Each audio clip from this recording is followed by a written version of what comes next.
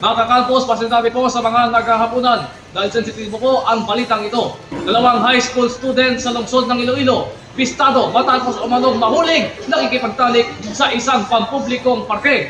Ang pahayag ng mga otoridad, narito po sa aking eksklusibong report.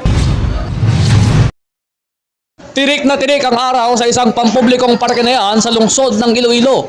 Sa video na ito, makikita umano ang dalawang estudyante na tila nagyayakapan, naghahalikan at tila nagkakatikiman pa. Animoy sila pa ang mas nagpapainit. Kalaunan, ang video ay nag-viral.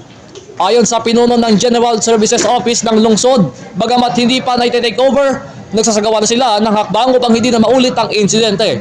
Sinabi rin naman noon na mas paigtingin na ang pagpapakalat ng mga barangay tanod sa lugar para bantayan ng sobrang higpit ang mga galaw ng tao sa lugar. Hiwalay na investigasyon naman ang isinasagawa ng Iloilo City Police ukol sa insidente. Ayon sa tagapagsalita ng alkalde ng Iloilo, tutukoy nila ang pagkakakilanlan ng dalawang minor de edad at sasailalim sa kustodiya.